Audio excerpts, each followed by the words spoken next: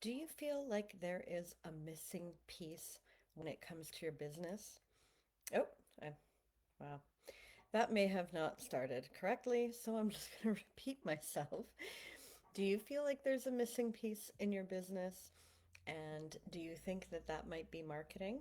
And you don't know kind of where to go or where to turn to get like a good sort of foundational um, grasp on the subject.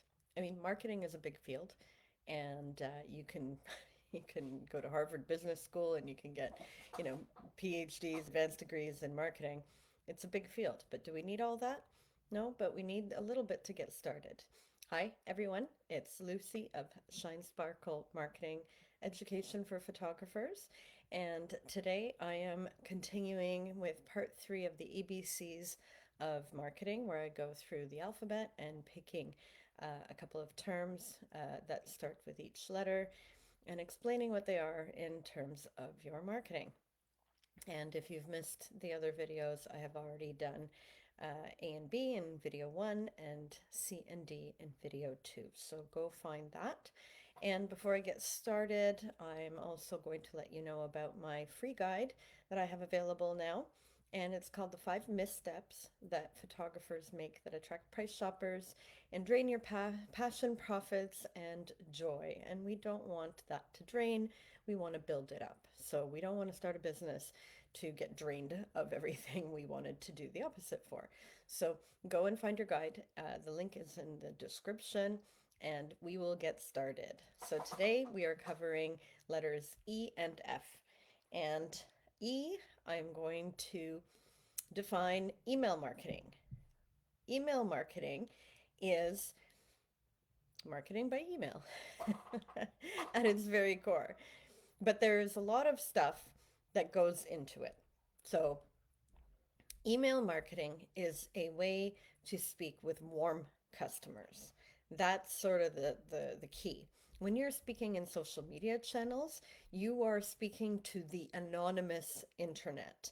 And if you are able to get someone to reveal themselves from being anonymous to having a name and an email address, then you're one step closer to booking that person or just having that person in your ecosystem and having you uh, be referred, you know. So even if somebody never uses your product, they may talk to somebody else about your services. So an email list is a way to speak with customers who are warm to you as opposed to cold prospects, which is what kind of the intranet is before anybody reaches out and does anything more with you. And the way to get email addresses is to get have some sort of mechanism to do so, a newsletter or something like that on your website. Now, when people talk about whether or not a website is really needed, maybe we'll talk about that in W for website. But I'm just going to say a quick note here that one of the big detriments of having only a social media business profile, like on Facebook, is that you cannot capture an email address as easily as on a website. And that means you're always talking to an anonymous crowd as opposed to being able to take some of those people out of the anonymous cloud and bring them into your business as warmer leads. And that's one critical aspect that you don't want to miss out on. The people who are closer to you are more likely to book than just anybody on the internet. Um, we talked about in the other videos about um, discovery, attention, call to action, and those aspects are important for getting an email. So, for example, you want to be discovered, and when you're discovered, you're going to get somebody's attention. So they come across a piece of content, and that content is engaging to them. And then you give them a call to action. If you want to know more about my services, please click here. And we talked yesterday about those calls to actions, trying to be a little bit more energized, like not just like a click click to learn more, um, but using language that will actually compel people to move to the next step. So a call to action might be go to my website and see this fun thing that I've, put together in my blog or something like that.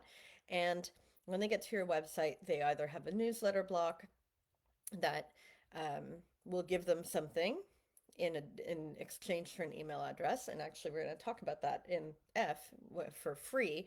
But it's good that these things are kind of happening. These two letters are right next to one another because they're kind of relevant to one another.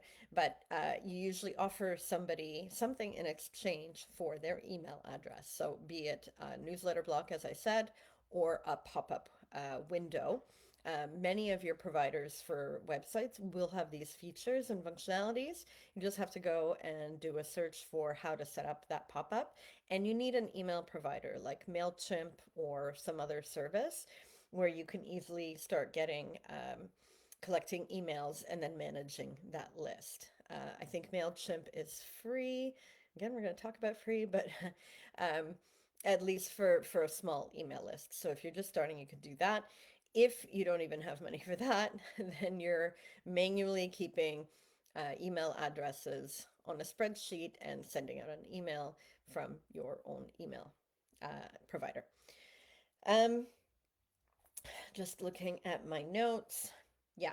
So usually we offer something in exchange for the email. I'm going to talk about that in the next section in free.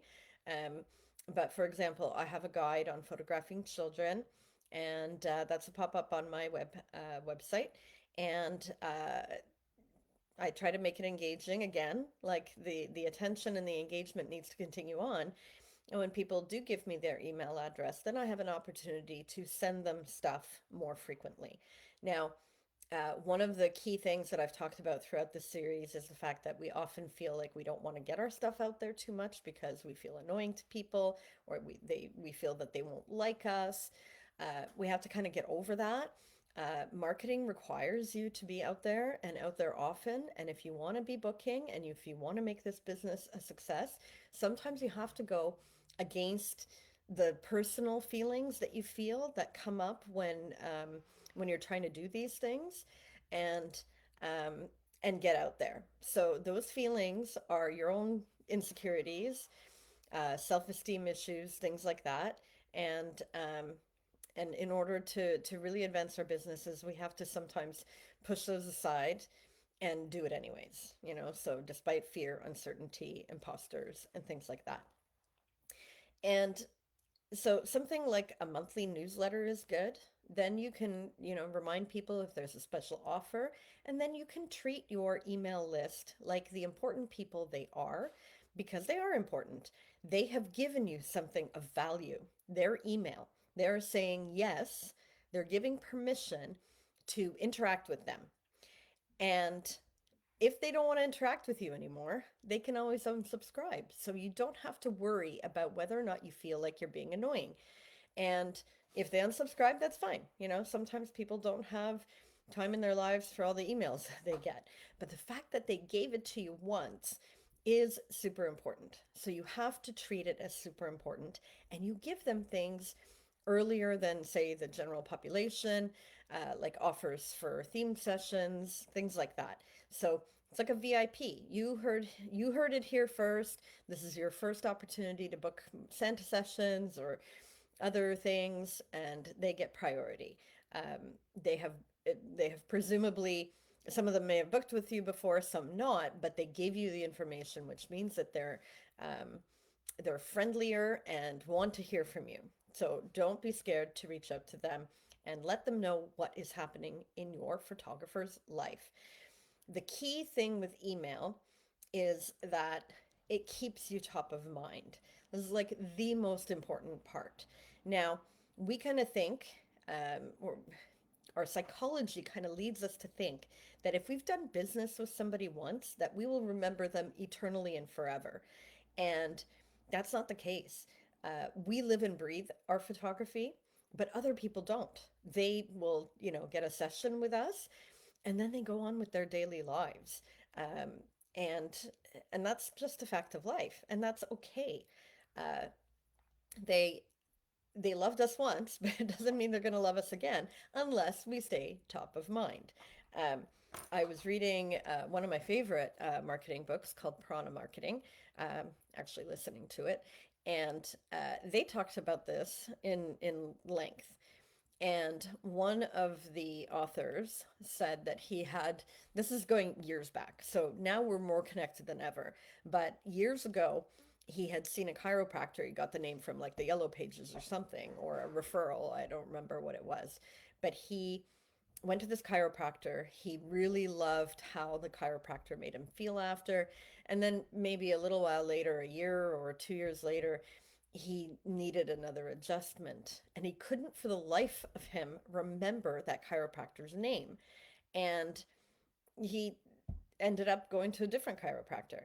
Now, if that chiropractor had had a monthly newsletter, and back at that time when this book was written, it was like pre-internet, so there was email, um, but like a lot of times people were sending out newsletters by mail. And if that chiropractor had just sent something out, hi, I'm still here. Is it time for an adjustment? Then it may have been a different story. So we tend to get into our own heads and think that like we're the first call, but there's ads going all the time in your community, so that whole market saturation could be affecting you if you don't stay first. And in the first video I talked about Coca-Cola, and I said that even though they are a household name, they continue their efforts in advertising. And the reason why is because there are some other big players in their soda field. And even though they have established their name in the market, they want to keep their name in the market. They want to keep Coca-Cola top of mind. So as soon as you go into that store, that's the first drink you're going to reach for. And the way to do that is to just always be out there. So that is one of the most critical reasons to continue with email and even with text nowadays. My dentist texts me um, and emails me. His or the dentist, the dental practice. I get emails for my birthday. I get emails for holidays. Happy holidays. They're not even selling something. And that's another key, is that you're not always selling something. You're just letting them know what's going on, or wishing them a happy holiday, or even sending out an offer for a holiday, like something, a sale in their print store off of holiday prints or things like that. And so the dentist has it down. I mean, the dentist is always in my inbox and more reliable than some other people in my life. My goodness. There's an email every other week. And if I really didn't want them, I could just shut them off or unsubscribe.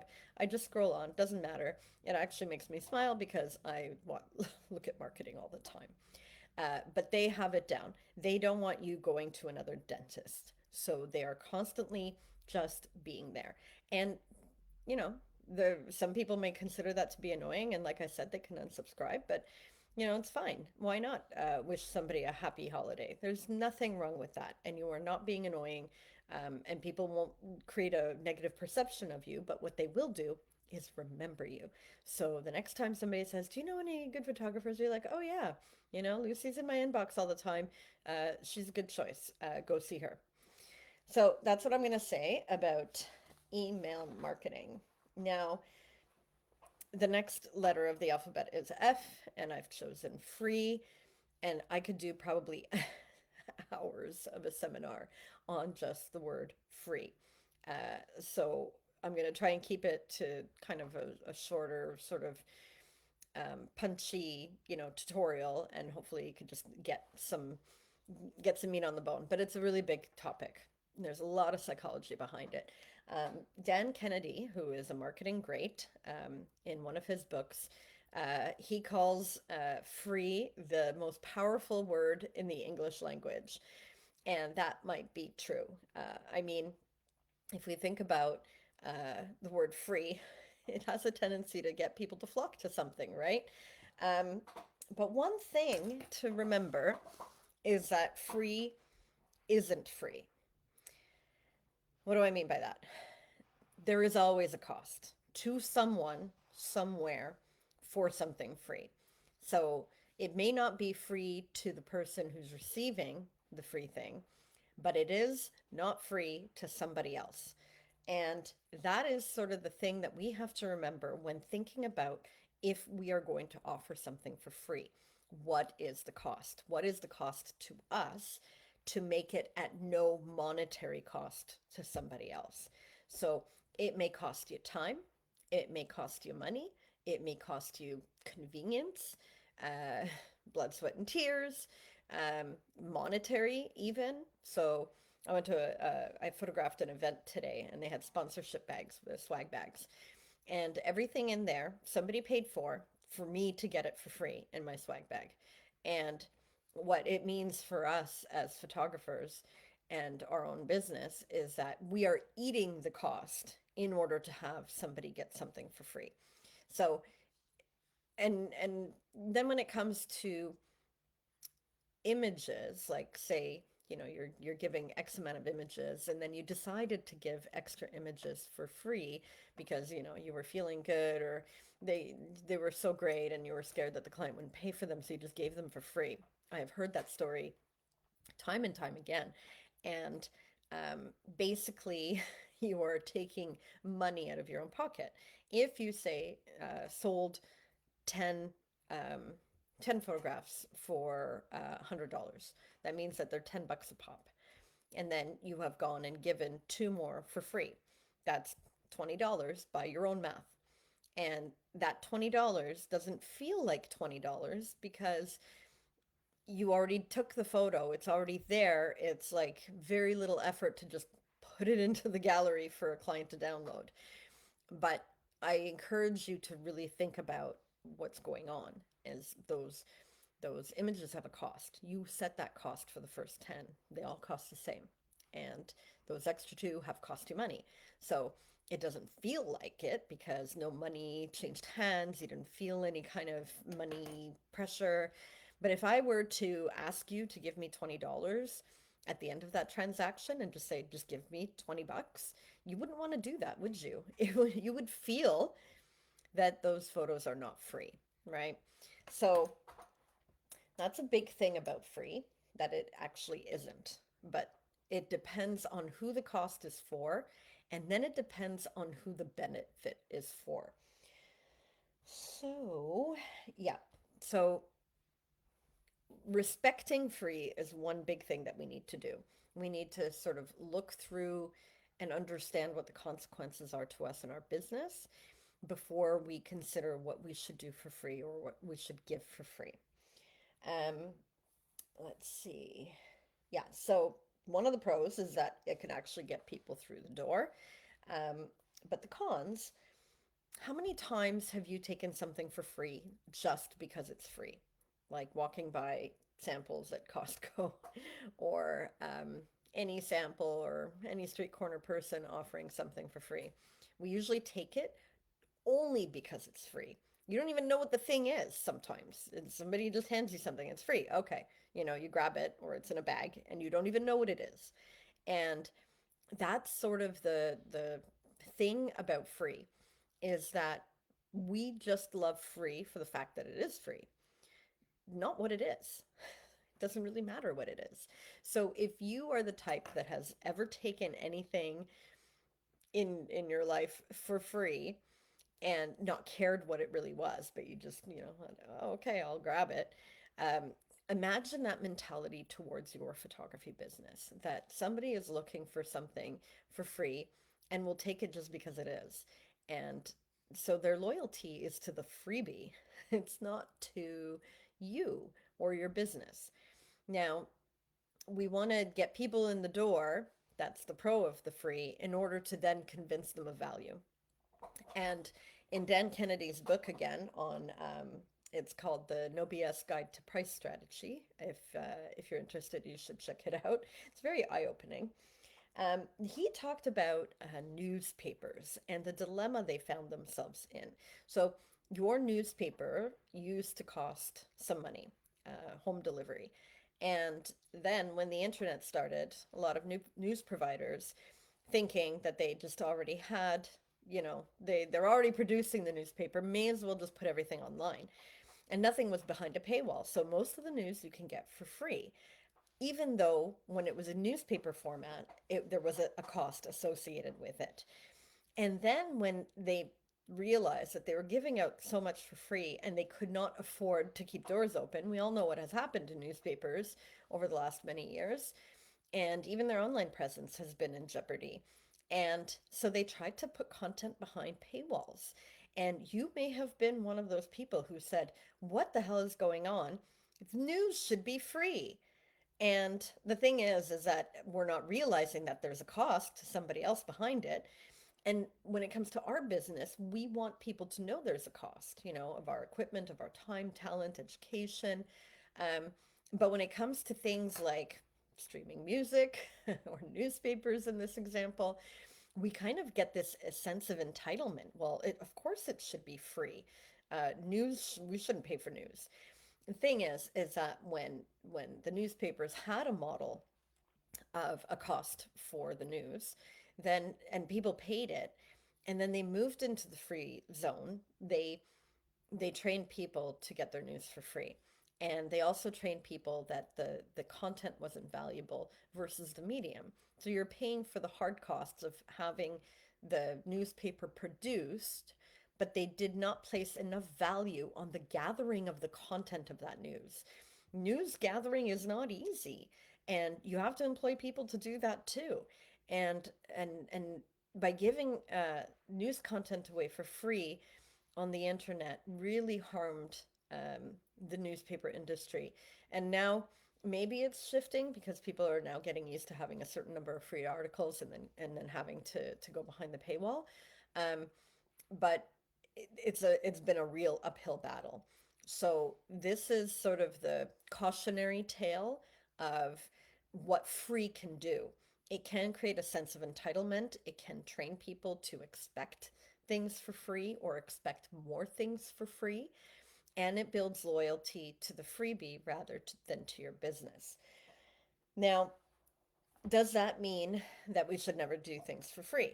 No, we know it's so powerful, so powerful, that we probably do want to leverage it in some ways. When I was studying my photography degree, I had a teacher who, I don't know, he used it was an acronym, and for the life of me, I cannot remember what this acronym is. And but it was something like the word BATNA. It's really weird.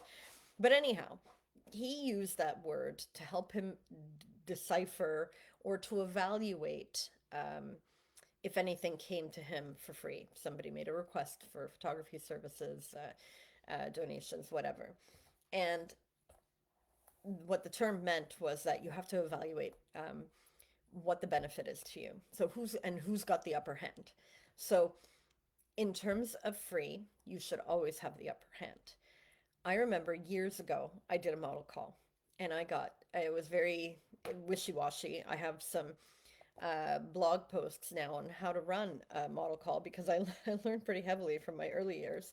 But I was looking for like a family. I wanted two people, and I wanted a nuclear family, like two parents, two kids, and I was looking for um, male, female, mother, father, and two kids. It was kind of as specific as I could get. And all these, like a lady emailed me and she said, "I'm a single mom. Why aren't you helping single mothers?" And and I was like, "Well, my model call is not for you, it's for me. I will happily help single mothers, not single mothers, any mothers, no mothers. I will help anybody with my photography if they're paying for it. I'm a service." But I was looking for something very specific for my portfolio, and she didn't match it. But she somehow felt entitled to my service and felt that I was exclusive to and excluding her. And it was a really big lesson for me. And I realized very quickly that if I'm looking for something extremely specific for my portfolio, then then but people don't respect that because they see it as a free shoot, and free breeds entitlement. Um, so she wanted a free shoot or a chance at a free shoot, even though she didn't meet the criteria of what I was looking for. And and that was sort of the big lesson for me, is that I have to make sure that if I'm doing something for free, that there's a reason behind it, and it's advancing my business somewhere, right? So I could be charitable and give everybody free services, and then I will be, on, I will be on social assistance because I can't, my work is not bringing in any income, right? I have to bring in income, and that means I cannot offer things for free, but I can offer them when it makes sense for my business in order to advance my business. It has to be for me, it can't be for them, because people are just looking for freebies everywhere, and they will take advantage of you if you just put it out there and don't put kind of boundaries on it. And she was so angry at me, and I was like, well, I don't think I'm going to want to take you as a client anyways. Um, but I just told her, I said, I'm happy to do a shoot for you. I'm not excluding you from services. I may exclude you from the model call because your family unit isn't what I need for the portfolio missing pieces that I have. So that's what we have to kind of think about. We have to make sure that whatever freebie we're accepting or we're giving is not degrading our service or devaluing it in the eyes of the people who might obtain it. Um, so you can't sacrifice your business for just giving away a bunch of free stuff, because, like the newspaper, it might be a total uphill climb to then start charging for something that was free before. And we have to make sure that it has a benefit to us, even if people get angry, because everybody wants free. Um, and and we can't always give it, right? So we have to be strategic in how we accept free and how we use free in our businesses. And yesterday I did discovery for the letter D, but there's also discount. So I'll just, make a little note here that discounts and freebies are much in the same arena. You can use them because they can be powerful attractors of people to our business, but we have to make absolute certain that it advances us in a particular way. So feeling bad for people is we all feel that way, but this business is for us to make a sustainable living, and we have to keep that in mind. Um, so we need to make sure that whatever we are doing in terms of discounts or freebies, that we have absolutely thought it through. We have thought about the cost to us, monetary or otherwise, and the cost or potential risk or cost to our business, if we play it forward and see if this will create behavior where people feel entitled to your services without having to pay for them. Um, it has to help and not harm. So whatever that word is that my teacher used, you always have to figure out whether or not it's going to help your business or harm your business. So just a final note on the email marketing is that a lead magnet is usually a freebie.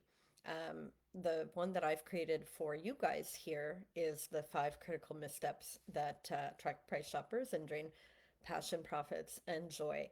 I wrote that to try and give value to my ShineSparkL clients, and it's a freebie. So I'd like you to have it so you can have a sample of my work. And I made it specifically as a free value add document to give people a sample. So when it comes to things like samples or toe dips in your business, things like that, those are the types of things that will help you advance. So hopefully when you get your guide, I have been given the permission to speak with you, which means that you'll probably hear from me when my blog gets updated and when I run any other noteworthy kind of things via email. And in return, you have received something of value. First off, it's a value just in and of itself. So if you can learn something from that guide, then you are better off than before you had the guide. And you may or may not do anything more with my business, but it doesn't matter. Um, I got something of value in the exchange, and you received something of value in the exchange. So there was a freebie exchange, but it was equal value. It wasn't that my business is being detrimented due to this freebie, right? It was specifically crafted to be a freebie. So that's one thing. I didn't take like, you know, a $500 product and then try to sell it, may have sold it, and then and then converted it to a free item, because that would be devaluing the item that I originally had sold for 500 and devaluing the people who paid 500 for it. So there's a few things to think about. Create something of value for your clients, like a photography guide of some sort. Give it to them in exchange of an equal exchange of value for other value. So email for this document. And then you have been granted the opportunity to speak with your clients through that email marketing. And that freebie has not hurt your business, right? So these are the types of things that you have to think about. And these are the kinds of things that will help you advance your business. But just giving things for free for no reason is very, very difficult, because if you have no reason for this time, then how can you have a reason for next time? And if you try to get a reason for next time, people could, like the newspapers, we should have our news for free. I'm going to go to another news site. And then that news site eventually, wakes up and says, well, now we have to charge because we're losing money. So it's just not a good spiral. You want things to spiral up. Okay, I feel like I've talked a lot today. I probably have. But anyhow, I hope you find this content helpful to you. And take a break over the weekend and come back on Monday with the next two letters. Hope you tune in, and don't forget to get your freebie guide, as we talked about. Okay, take care.